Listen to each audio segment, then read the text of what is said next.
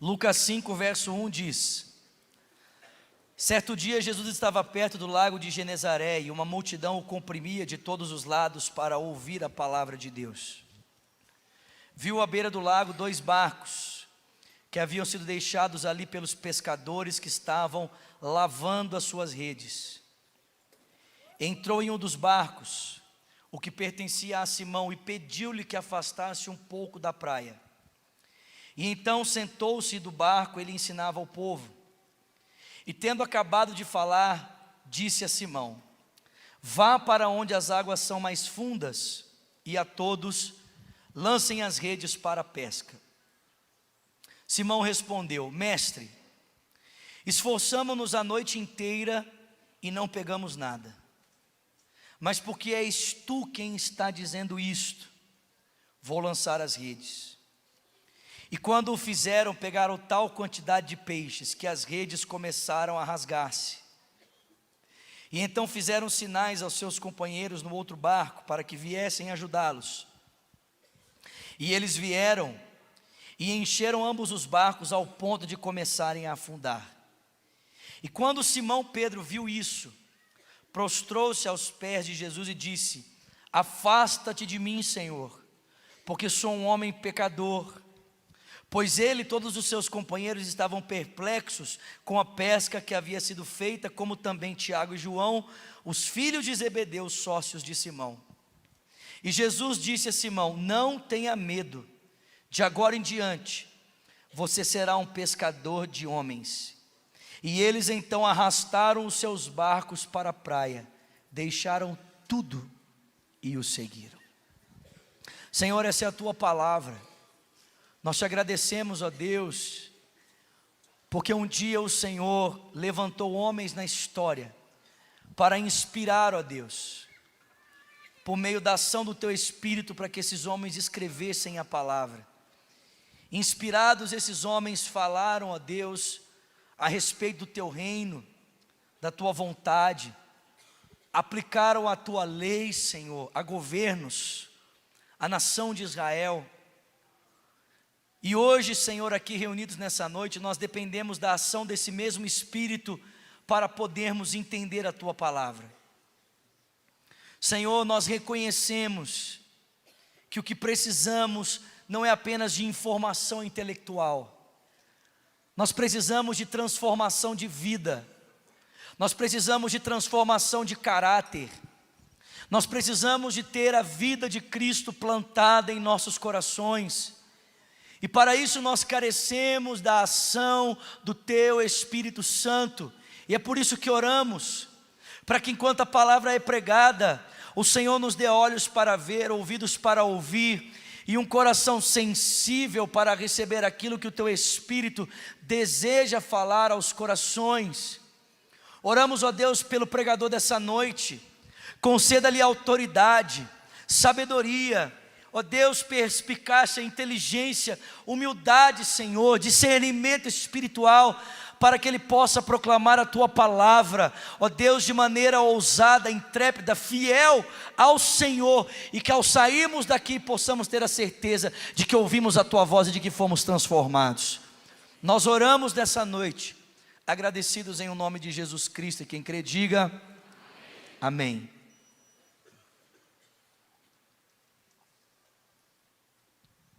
Irmãos, o evangelho de Lucas é um evangelho missionário. Esse evangelho é um evangelho que ele trata a respeito da missão de Deus. Ele nos fala a respeito do projeto de Deus realizado na história. E eu faço essa afirmação a respeito do evangelho de Lucas, porque se nós levarmos em consideração a maneira como esse livro foi escrito na sua origem, há de ficar claro para nós, ficar claro perceber que esse livro, esse evangelho é um evangelho missionário. Quando Lucas escreveu esse livro, no princípio ele fazia parte de um compêndio maior, que levava em consideração também o livro de Atos. Quando o evangelho de Lucas foi escrito no princípio, ele era unificado exatamente junto ao livro de Atos. E se nós olharmos para esses dois livros juntos, nós vamos perceber que esses livros falam da missão de Deus, que teve o seu início com a encarnação do Filho de Deus, a pessoa do Senhor Jesus Cristo, quando esse começou a ensinar e a pregar o Evangelho. Posteriormente ele trouxe para perto de si 12 apóstolos, enviou esses apóstolos até Jerusalém, ali eles foram cheios do Espírito Santo, e cheios do Espírito, o texto bíblico diz para mim e para você, que eles começaram a pregar o Evangelho primeiramente nas imediações do mundo judaico. Posteriormente, alguns deles foram enviados até o mundo gentílico, e com a conversão de Saulo, então, o Evangelho chega a capitão do Império Romano, a cidade de Roma, e consequentemente se espalha então por todo o mundo antigo. O Evangelho de Lucas é um evangelho missionário, ele trata a respeito da missão de Deus. E é interessante perceber, nos primeiros capítulos do livro de Lucas, que a missão de Deus não pode ser realizada por nenhuma outra pessoa senão pelo próprio Deus. Só Deus é capaz de realizar a sua missão na história. Só Deus é capaz de realizar a sua vontade na história. Eu acho que eu já disse isso aqui, mas se eu não disse, eu vou dizer para você hoje à noite. A Bíblia não é um livro de grandes homens. A Bíblia não é um livro que fala a respeito de grandes pessoas. A Bíblia é um livro que fala a respeito de um grande Deus. E é muito simples de você perceber que a Bíblia é um livro que fala a respeito de um grande Deus. Basta você observar a sua narrativa. A Bíblia mostra para mim e para você que foi Deus quem criou o homem. Posteriormente foi Deus quem levantou Noé. Foi Deus quem chamou Abraão. Foi Deus quem chamou Isaac. Foi Deus quem chamou Jacó. É Deus quem escolheu José, quem o levou para o Egito e tornou governador do Egito. Foi Deus quem levantou Moisés, depois que os filhos de Israel permaneceram 430 anos no cativeiro do Egito.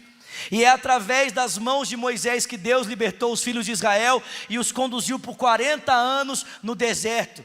Foi Deus quem levantou Josué, e é Deus quem através das mãos de Josué introduziu os filhos de Israel na terra prometida. Foi Deus quem, quando os filhos de Israel se desviaram na terra prometida, levantou juízes. E foi Deus também quem levantou o primeiro rei de Israel, chamado Saul, e foi Deus quem o depôs. Foi Deus quem levantou Davi, foi Deus quem levantou Salomão. E quando o Roboão, filho de Salomão, se rebelou, foi Deus quem destruiu o reino do norte. Foi Deus quem levou o reino do sul para a Babilônia. E foi Deus quem os trouxe de volta pelas mãos de Esdras e Neemias. Foi Deus quem levantou João Batista. Foi Deus quem se fez carne e habitou entre nós na pessoa do seu Filho Jesus Cristo. Foi Deus quem levantou 12 discípulos. É Deus quem desceu e encheu esses 12 discípulos com o Espírito Santo e com poder, para que eles fossem por toda parte fazendo bem e curando aqueles que eram oprimidos pelo diabo. Foi Deus quem fez tudo isso, e é Deus quem está realizando a sua obra aqui no nosso meio, meu irmão. A Bíblia não é um livro de grandes homens. A Bíblia é um livro de um grande Deus, porque só Deus pode realizar os seus feitos extraordinários na história. O livro de Lucas mostra isso para nós claramente. Os primeiros 4 capítulos do livro de Lucas vai mostrar para mim e para você que toda a ação protagonizada nos primeiros capítulos, ela é totalmente desempenhada por Jesus. É Jesus quem prega, é Jesus quem cura, é Ele quem sobe as águas do batismo, é Ele quem é batizado, é Ele quem proclama o reino de Deus, é Ele quem percorre a região do Jordão pregando a mensagem que o Pai havia plantado no seu coração. Mas é interessante que quando nós chegamos aqui no capítulo 5 do livro de Lucas, o texto bíblico mostra para mim e para você que apesar da missão de Deus só poder ser realizada pelo próprio Deus, Deus deseja trazer pecadores para participar do cumprimento da sua missão. Apesar de Deus saber que nós não podemos realizar os seus feitos na história, ainda assim, Deus está interessado em trazer pecadores para junto de si, para que esses pecadores possam participar da missão de Deus. Mas é interessante perceber nesse capítulo que nós acabamos de ler, que existem princípios que Deus deseja ensinar para todo aquele que deseja fazer parte da missão de Deus. Deus deseja ensinar algumas lições para todo aquele que deseja participar desse movimento de Deus na história. E a primeira lição que Deus quer ensinar para todo aquele que quer fazer parte da missão de Deus, estão aqui nos primeiros versículos. Leia comigo, por favor. Certo dia, Jesus estava perto do lago de Genezaré, e uma multidão o comprimia de todos os lados para ouvir a palavra de Deus. E ele viu à beira do lago 2 barcos deixados ali pelos pecadores que estavam lavando as redes. Entrou em um dos barcos, o que pertencia a Simão, e pediu-lhe que o afastasse um pouco da praia. E depois então sentou-se, e do barco ele ensinava o povo. Algumas informações aqui sobre o texto são muito importantes. Primeiro, o texto bíblico mostra claramente para mim e para você o lugar aonde Pedro estava realizando a pescaria. O texto diz que Pedro estava realizando a sua pescaria no lago de Genezaré, também conhecido como Mar da Galileia. O Mar da Galileia, irmãos, tem aproximadamente 18 a 20 quilômetros de comprimento. São necessários 4 horas para percorrê-lo na sua extensão e aproximadamente 2 horas e meia para percorrê-lo na sua largura. Nessa época, o Mar da Galileia era considerado um paraíso na terra. Era o lugar que continha a maior quantidade de peixes e a maior diversidade de peixes. Quando Pedro escolheu um lugar para realizar a sua pescaria, ele não escolheu qualquer lugar. Ele escolheu o melhor lugar do seu tempo. O lugar com a maior quantidade e maior variedade de peixes. Mas o texto não diz apenas algo a respeito do lugar em que Pedro estava pescando. O texto também nos fala a respeito do horário em que ele estava realizando a sua pescaria. O texto diz que Pedro estava pescando de madrugada. Amém, irmãos? Vocês estão comigo aqui? De madrugada. E se você alguma vez já pescou na sua vida, você sabe que o melhor horário para se pescar é que horas, irmãos? De madrugada. Por quê? Porque os peixes estão com sono, então é mais fácil de pescar, né? Estou brincando. Mas todo pescador diz que o melhor horário para se pescar é de madrugada. E Pedro estava pescando de madrugada. Mas o texto não diz apenas que Pedro estava pescando no lugar certo e na hora certa. O texto também fala a respeito da ferramenta que Pedro estava usando para a pescaria. O texto não diz que Pedro estava usando uma vara para pescar, ele estava usando rede. Se você já pescou alguma vez na sua vida com vara, você sabe que pescar com vara é muito mais difícil do que pescar com rede, sim ou não, irmãos? Porque a vara te dá apenas uma possibilidade. Você lança a vara e você fica ali esperando, né? O peixe de repente se interessar pela isca e vir em direção à sua vara. E se você for habilidoso o suficiente, você então puxa a vara e pega o peixe com o anzol. Se você não é habilidoso o suficiente, o peixe come a sua isca e deixa você chupando o dedo. Mas Pedro não estava pescando com vara, ele estava pescando com rede. E se a vara dá apenas uma possibilidade para a pesca, a rede não. A pesca por arrastão dá a você a possibilidade de pescar uma quantidade muito maior de peixes. Só que o texto não fala apenas que Pedro estava no lugar certo, na hora certa e usando a ferramenta certa. O texto também mostra para mim e para você que pescaria não era um hobby para a vida de Pedro. Pedro não estava ali exercitando o seu hobby, Pedro estava ali exercitando a sua profissão. Ele era totalmente competente para desempenhar o que estava fazendo. Aliás, Pedro era tão competente no exercício da sua profissão que ele tinha uma companhia de pesca. Ele não tinha apenas um barco, ele tinha uma companhia de pescadores que trabalhavam juntamente com ele para viabilizar que a sua vida fosse sustentada a partir do trabalho das suas mãos. Mas não é interessante, irmãos, preste atenção. Apesar de Pedro estar no lugar certo, na hora certa, com a ferramenta certa e fazendo aquilo que ele estava totalmente preparado para fazer, qual foi o resultado da pescaria de Pedro, queridos? Qual foi? Nenhum, foi nada. Deixa eu te fazer uma pergunta aqui. Já aconteceu isso alguma vez na sua vida? Em que você estava no lugar certo, na hora certa, em que você tinha a ferramenta certa nas suas mãos, e você se sentia completamente apto para fazer aquilo que você estava fazendo, e aquilo que você tentou fazer fracassou completamente. Alguém já passou por isso aqui? Eu te pergunto nessa noite, Por que Deus permite que essas coisas aconteçam? Por que Deus permite que muitas vezes atitudes da nossa parte fracassem? Se nós estamos no lugar certo, na hora certa, com a ferramenta certa nas nossas mãos e nos sentimos completamente capacitados, por que Deus muitas vezes permite que aquilo que nós estamos decididos a desempenhar fracasse? Eu vou dizer para você, a primeira lição que você e eu precisamos aprender, se nós queremos fazer parte da missão de Deus, é que não é a nossa competência, a nossa força, a nossa capacidade que legitima os nossos atos na história. O que traz legitimidade aos meus atos e aos seus atos na história é a misericórdia de Deus. O que traz legitimidade àquilo que a gente é capaz de fazer não é a nossa habilidade, não é a nossa competência, é a graça e a misericórdia de Deus, querido. Porque se Deus não estender a misericórdia dele sobre a minha vida e a sua vida, você pode estar totalmente capacitado, você pode estar totalmente habilitado, no lugar certo, na hora certa, com as ferramentas certas, e ainda assim, aquilo que você está proposto a fazer no seu coração, ainda assim vai fracassar. Aliás, nós já deveríamos ter aprendido isso há muito tempo, porque o texto sagrado diz para mim e para você: quero trazer à memória aquilo que me dá esperança. Em Lamentações capítulo 3 a Bíblia diz: quero trazer à memória o que me dá esperança. Graças à misericórdia do Senhor é que nós não somos consumidos, porque a sua misericórdia renova-se sobre nós todas as manhãs, e por essa razão é que eu e você não somos consumidos. Elas se renovam sobre nós, elas não têm fim, se renovam todas as manhãs. Agora, sabe o que eu acho interessante?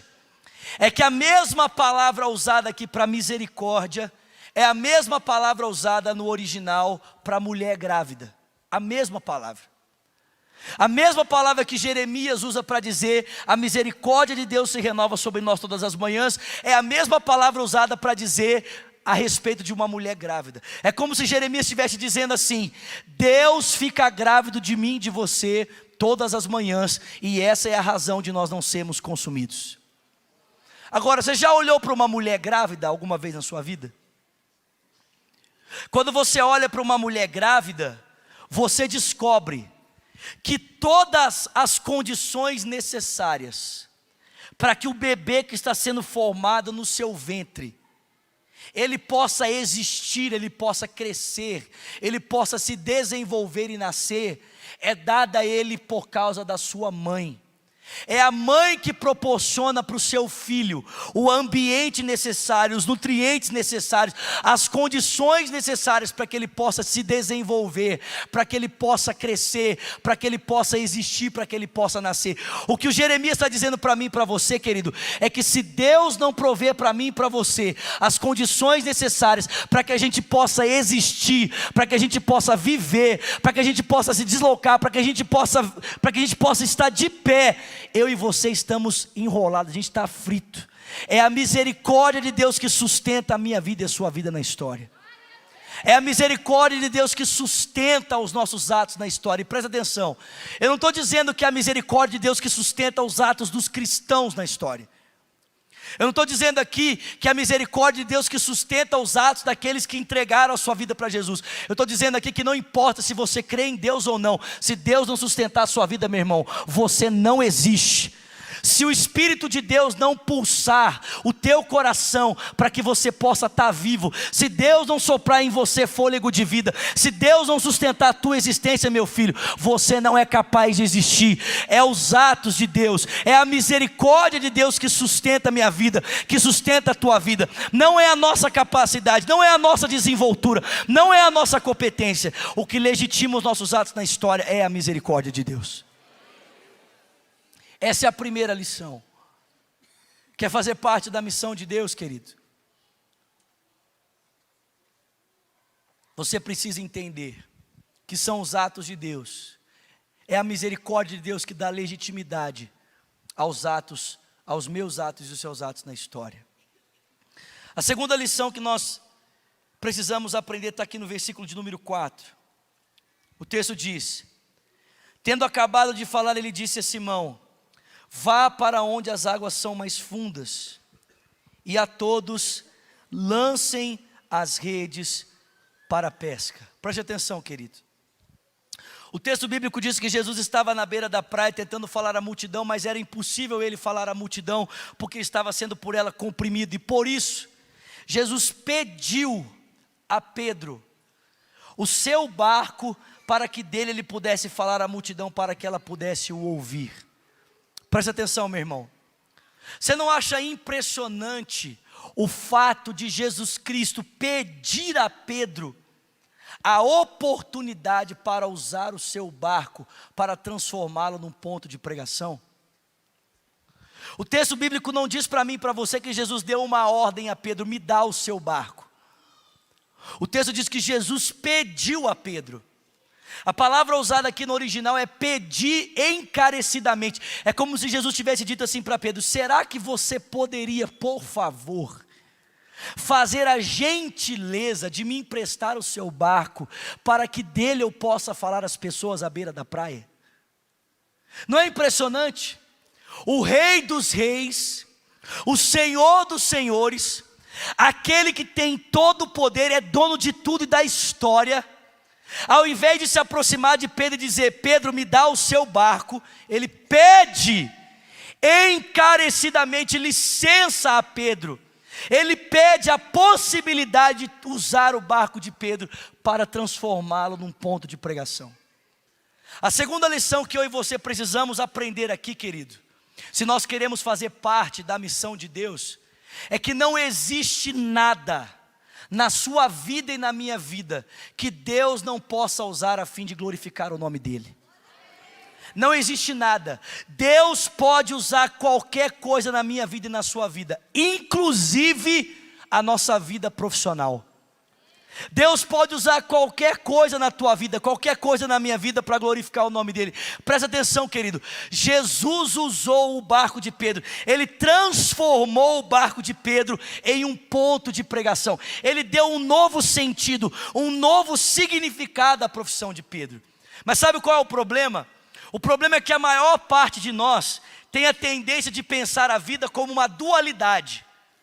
A gente pensa que oração, jejum, leitura bíblica, célula, pregação, evangelismo, são coisas que Deus pode usar para glorificar o nome dEle. Essas coisas Deus usa a fim de dar glórias ao nome dEle. Agora, a minha vida profissional, aí eu uso ela para conseguir os meus sonhos, para conseguir os meus projetos, para comprar a roupa que eu quero, para comprar a casa que eu quero, para comprar o carro que eu quero, para viajar para onde eu quero, para fazer as minhas férias. Presta atenção, meu irmão. Quando Jesus Cristo entrou na tua vida, Ele não quer apenas usar uma parte da sua história, Ele quer usar a sua história completamente. Ele quer usar tudo na sua vida com o fim de dar glórias ao seu nome. Agora presta atenção. Jesus entrou no barco de Pedro pedindo licença, mas o texto diz que depois que ele estava dentro do barco de Pedro, ele não pediu mais licença, ele começou a dar ordem. Porque o texto que nós acabamos de ler, que depois de estando dentro do barco, Jesus disse para Pedro: agora pega o teu barco e leva ele para onde as águas são mais fundas. E isso não é um pedido, meu irmão, a frase está no imperativo, isso é uma ordem. Eu não sei se você percebe, mas Jesus, Ele entra na nossa vida assim, né, bem tranquilo, como quem não quer nada, né? Ele chega assim: será que você poderia, por um acaso, né, de repente, por obséquio, quem sabe, numa possibilidade, talvez uma hora, talvez um dia, quem sabe, talvez, será que você poderia me ceder o barco para a pregação? Mas depois que ele está dentro da minha vida e da sua vida, meu irmão, ele já começa a dizer o que a gente tem que fazer. Ele começa a dar ordem, ele começa a dizer: pega o seu barco agora e leva ele para onde as águas são mais fundas. Jesus pode usar qualquer coisa na tua vida, meu irmão. E presta atenção, eu não sei se você percebe, mas para Jesus te usar, você não precisa abandonar o que você tem. Você só precisa entregar na mão dele para que ele dê o sentido que ele quer para isso que você tem. Porque presta atenção, existem pessoas, escuta isso, existem pessoas que Deus vai chamar para que elas se dediquem em tempo integral para fazer aquilo que Deus quer, amém? No sentido de, existem pessoas que vão se tornar pastores de tempo integral, missionários de tempo integral, que vão dedicar toda a sua vida, competência, inteligência, capacidades, dons e talentos, para viver da forma como Deus espera, dentro do ambiente eclesiástico. Mas, existem outros que também vão se dedicar totalmente a Deus, sendo bons profissionais, onde Deus os plantou para serem bons profissionais. Você não precisa abandonar a tua profissão para seguir a Deus. O que você precisa é entregar ela nas mãos de Jesus. Porque eu não sei se você entende que Deus pode transformar a tua vida profissional num ponto de pregação. Ele pode transformar a tua profissão, seja ela qual ela for, em um instrumento para dar glórias ao seu nome. Mas Jesus não pode usar apenas, Ele não quer usar apenas a tua vida profissional. Ele não pode apenas usar a tua profissão com o fim de glorificar o nome dEle. Ele pode também usar os teus fracassos. Ele pode usar as tuas falências. Ele pode usar as tuas debilidades. O texto que nós acabamos de ler diz que Jesus virou para Pedro e disse para ele: leva o teu barco para onde as águas são mais fundas. Não sei se você consegue perceber isso, meu irmão, mas Jesus pediu para que Pedro levasse o barco dele para o lugar onde ele havia fracassado. Jesus pediu que Pedro pegasse o seu barco e levasse o seu barco exatamente para o lugar aonde ele havia se esforçado a noite inteira para ter algum resultado e não tinha tido proveito nenhum. Você já percebeu que às vezes Jesus faz isso na minha vida e na sua vida? Ele nos leva para os lugares aonde nós fracassamos. E a nossa tendência natural, quando nós somos levados por Jesus para os lugares onde nós fracassamos, é fazer que nem Pedro fez. A gente chega nesses lugares e diz para Jesus: Jesus, eu já estive nesse lugar. Jesus, eu já estive aqui. Aliás, Jesus, não faz muito tempo que eu estive aqui não, faz pouco tempo, eu já estive aqui. Aliás, Jesus, eu já estive aqui e eu me esforcei muito nesse lugar. Eu sei exatamente aonde isso vai dar. Sabe qual é a diferença, meu irmão? Daquilo que você tentou para o momento em que você está vivendo agora, é que antes você estava sozinho, agora existe alguém com você no barco. E o nome dele é Jesus Cristo.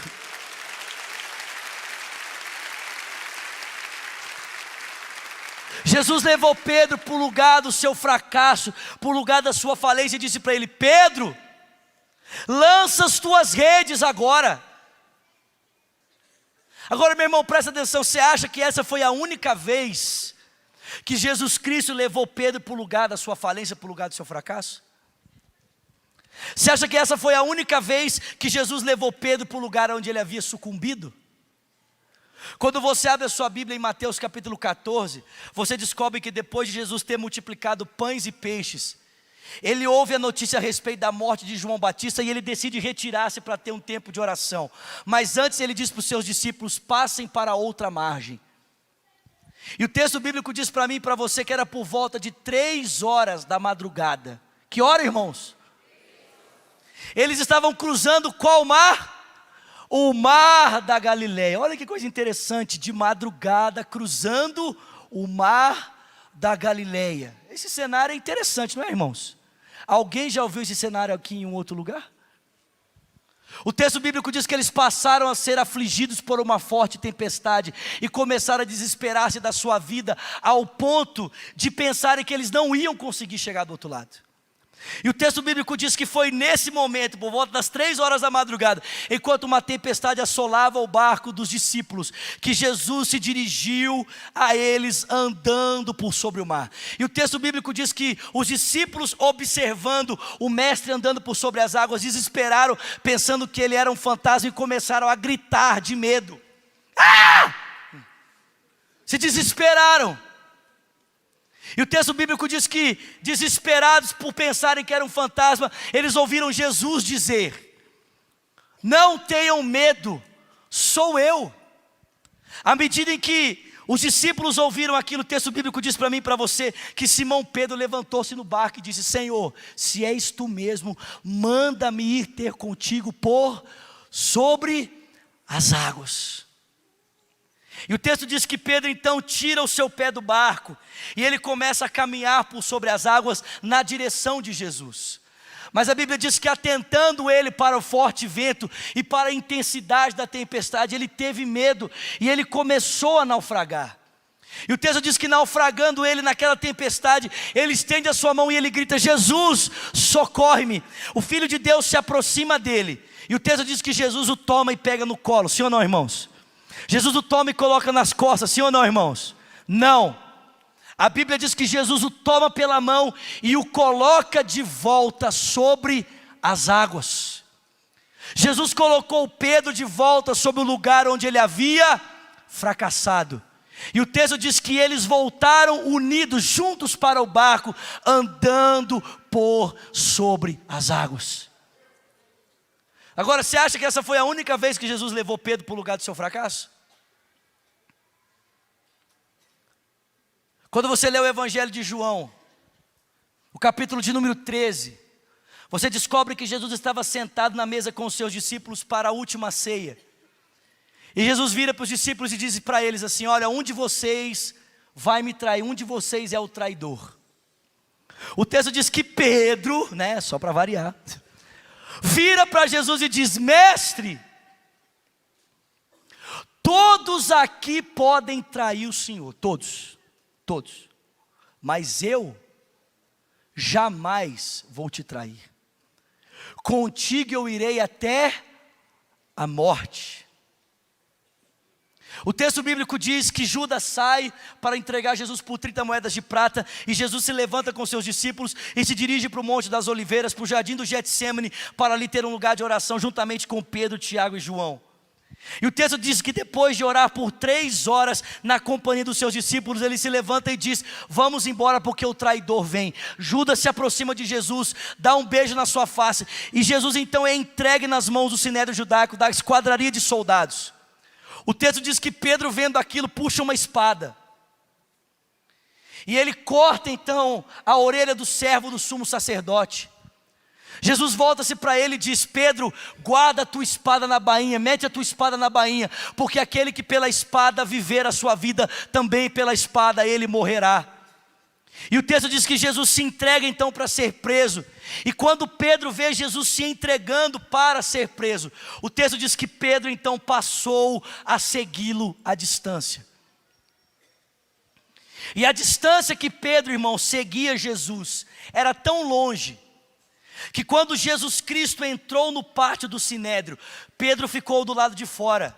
Foi necessária uma intervenção de João, discípulo do Senhor, para que Pedro conseguisse entrar para observar o julgamento do Senhor.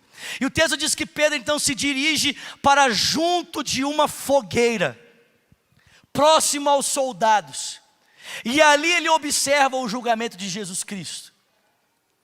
E quando Jesus então é sentenciado à morte de cruz, uma mulher se aproxima de Pedro e diz para ele: você é um deles. Eu conheço você, você é Pedro, você é discípulo de Jesus. E o texto bíblico diz que Pedro vira para essa mulher e diz: eu não tenho nada com esse homem, nem o conheço. E ele se dirige para o alpendre. A mulher o persegue e diz para ele: Pedro, você é discípulo dele. Eu conheço você, você se parece com ele, você fala como ele, você é galileu. Ele diz: eu não tenho nada com esse homem. E pela terceira vez então Pedro nega Jesus, e ele ouve o galo cantar e se lembra das palavras de Jesus: antes que o galo cante, Pedro, você me negará 3 vezes. O Evangelho de João diz que nesse momento o olhar de Pedro se cruzou com o olhar de Jesus, e Pedro saiu entristecido, porque sabia que havia negado o mestre. Quando Jesus Cristo ressuscita na manhã de domingo, e ele aparece às mulheres, o texto bíblico diz que ele olha para aquelas mulheres e diz: olha, vá e diga aos meus discípulos e a Simão Pedro que eu vou adiante deles para a Galileia.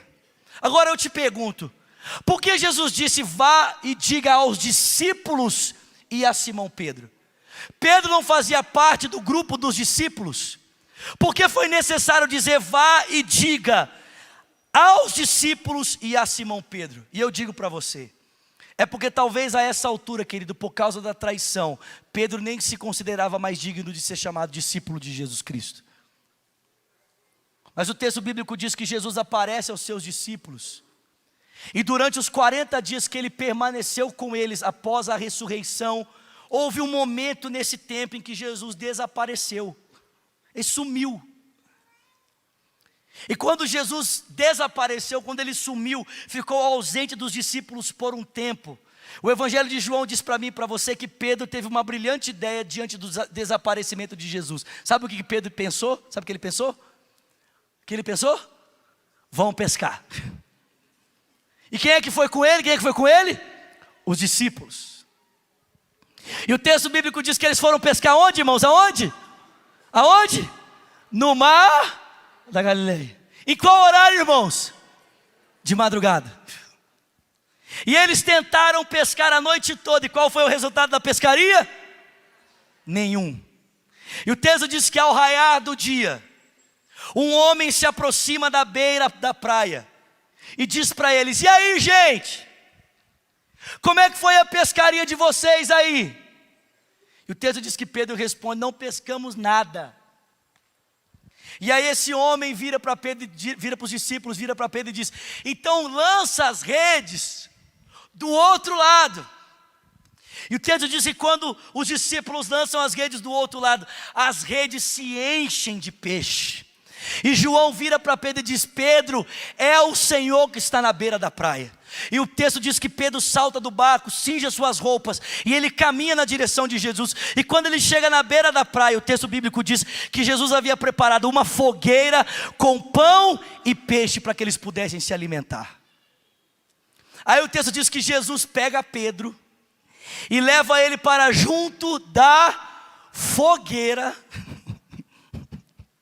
e pergunta para ele: Pedro, você me ama? Pedro estava junto do que, meus irmãos, a primeira vez que ele negou Jesus?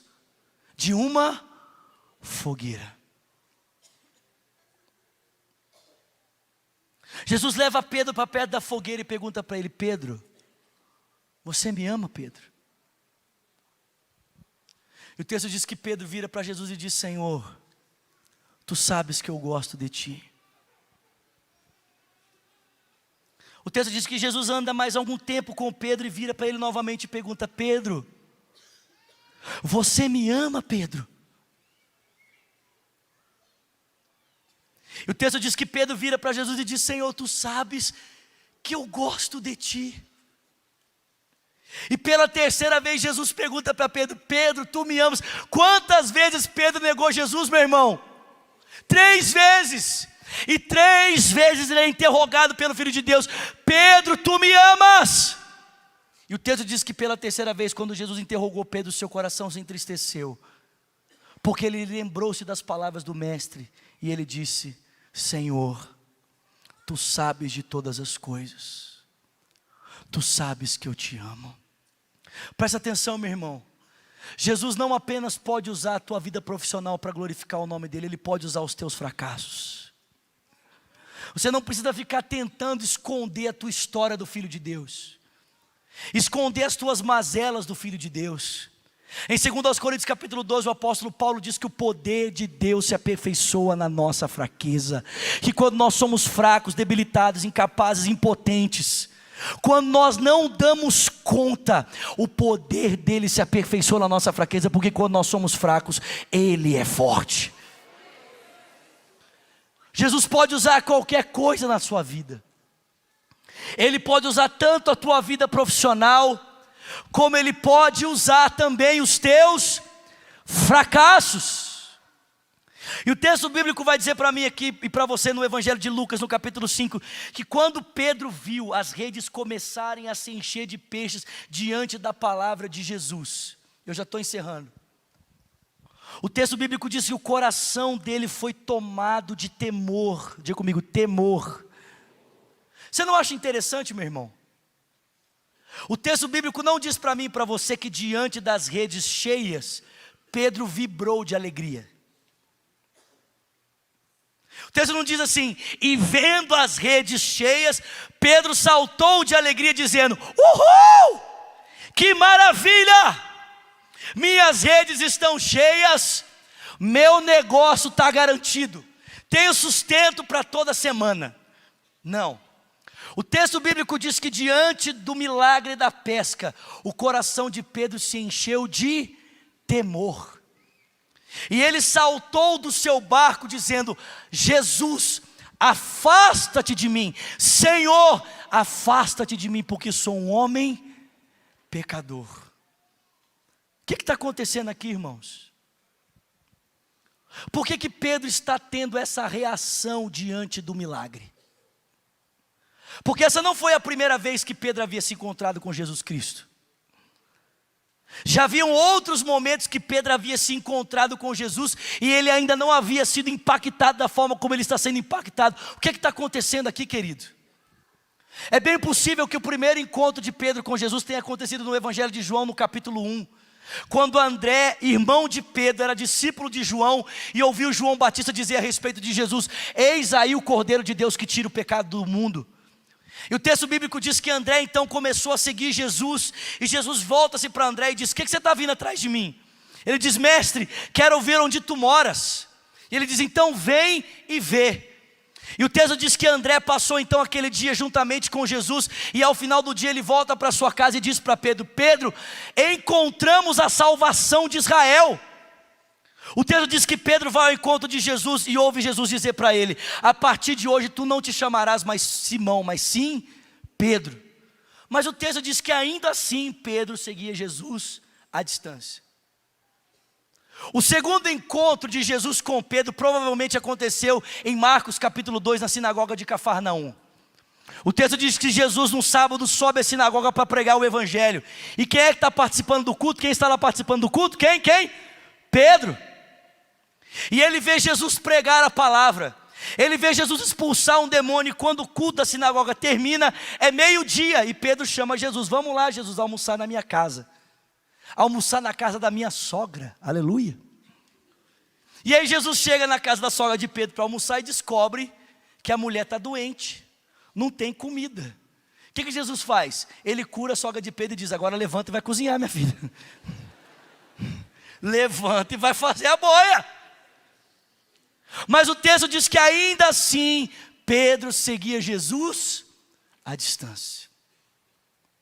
Mas algo está acontecendo aqui no coração de Pedro, meu irmão, que faz com que ele tenha uma reação diferente diante de Jesus, que faz com que ele, ao presenciar o milagre que está acontecendo nas suas redes, salte do barco dizendo: afasta-te de mim, Jesus, porque sou um homem pecador. Presta atenção, querido.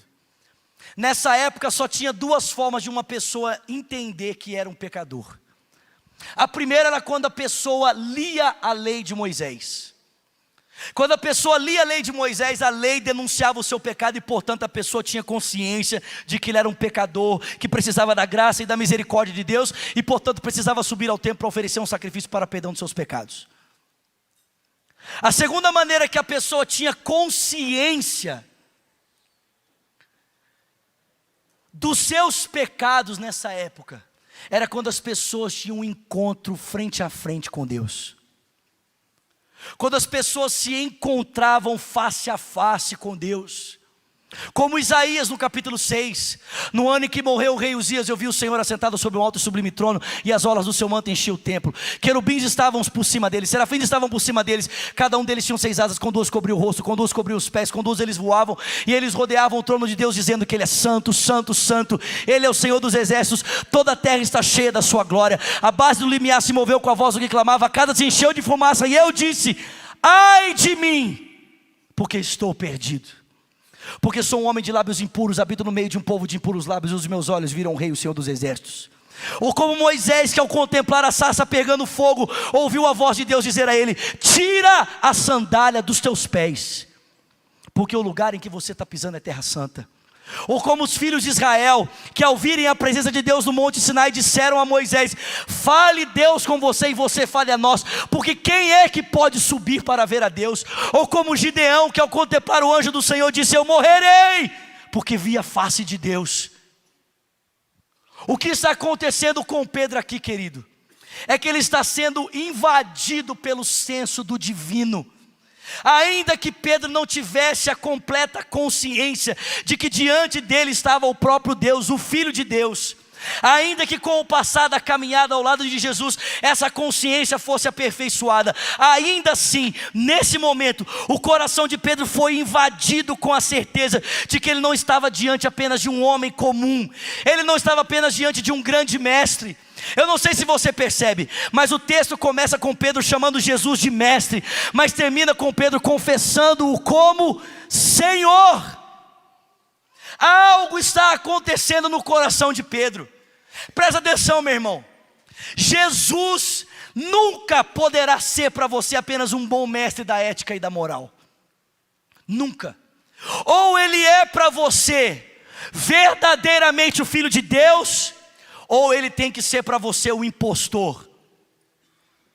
Porque não dá, é impossível você abraçar e considerar Jesus como um bom mestre da ética e da moral com as afirmações que ele faz.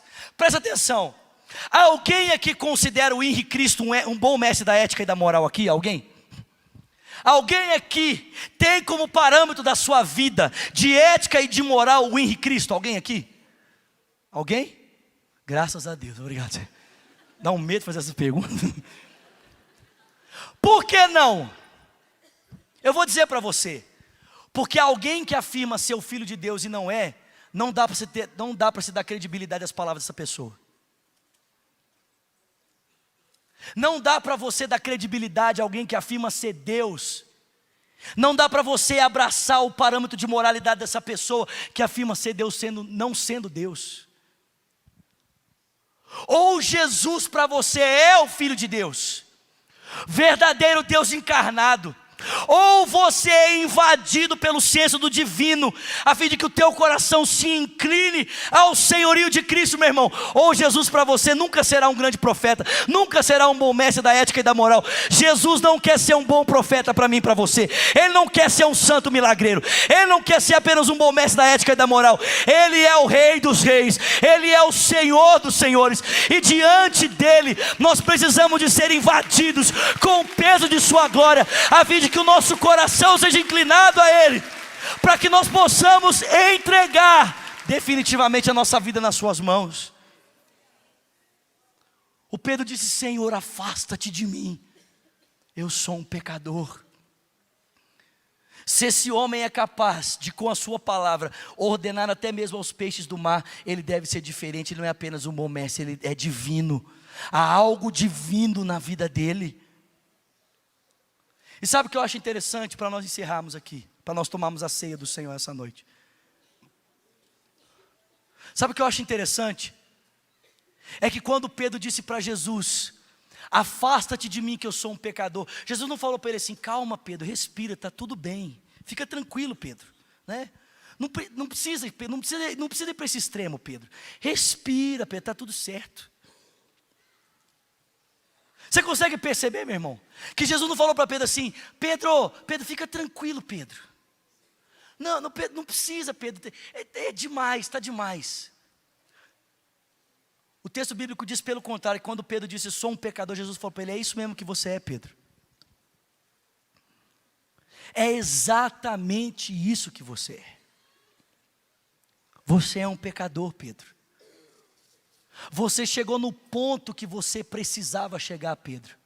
Mas a partir de agora, Pedro, você vai ver o que eu sou capaz de fazer com um pecador. Eu sou capaz de transformar um mero pecador em um pescador de homens. Eu vou tornar você, Pedro, de apenas um pecador em um pescador de pessoas. Eu não sei se você entende isso, querido. A terceira lição que a gente precisa aprender aqui, meu irmão, é que só Jesus pode transformar pecadores em pescadores. Ele não falou assim: Pedro, agora você vai se fazer um pescador de homens. Pedro, agora use as tuas capacidades para pescar pessoas. Não, ele disse: eu vou fazer de você. Eu vou torná-lo um pescador de pessoas. Você quer fazer parte da missão de Deus? Você quer fazer parte daquilo que Deus está fazendo na história? Você quer fazer parte daquilo que Deus está fazendo nessa igreja, meu irmão?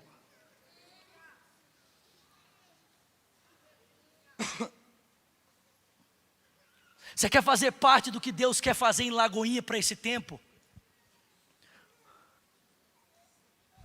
Ô meu irmão, nessa noite, presta atenção, escolha, não apenas vir aqui para receber, escolha vir aqui para fazer alguma coisa. Escolha estar presente aqui para marcar a história dessa igreja, para marcar a história das pessoas que estão à sua volta. Não escolha estar aqui apenas como espectador, escolha estar aqui como um agente, como alguém que está disposto a fazer alguma coisa para que o reino de Deus seja estabelecido, meu irmão. Você quer fazer parte da missão de Deus? Em primeiro lugar, você precisa entender que é a misericórdia de Deus que torna os seus atos legítimos na história. Segundo, você precisa entender que Jesus quer usar qualquer coisa na sua vida. Ele pode usar desde o teu segmento profissional até os teus fracassos. Terceiro, você precisa entender que Jesus é o único que tem poder para transformar pecadores em pescadores de pessoas. Quantos querem fazer parte da missão de Deus aqui? Fica de pé no seu lugar.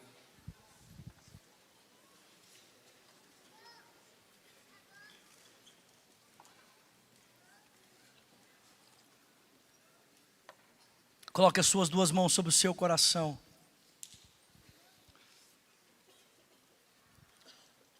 Eu queria pedir, por gentileza, que você não se deslocasse nesse momento. Gostaria de pedir que você entendesse que esse é um momento muito importante do culto. Nós vamos participar da ceia do Senhor. Se você precisa sair, você tem que tomar um ônibus, você mora longe, eu te entendo.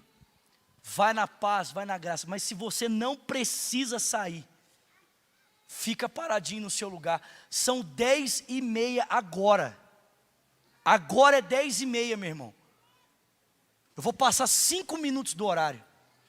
Segura no seu lugar aí, querido. Fica quietinho aí. Coloca as suas duas mãos sobre o seu coração. Feche seus olhos.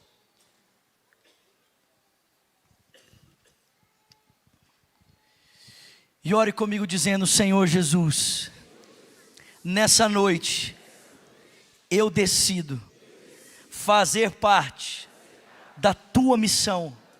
Diga: Jesus, eu entrego a minha vida totalmente nas tuas mãos. Diga: Jesus Cristo, eu confesso que tu és o meu Senhor, o meu Salvador. Diga: Jesus, marca minha história, transforma a minha vida. Diga: e eu, Senhor, que um dia andei nos teus caminhos, mas eu me desviei. Diga: nessa noite, arrependido, eu volto, na certeza de que o Senhor me recebe.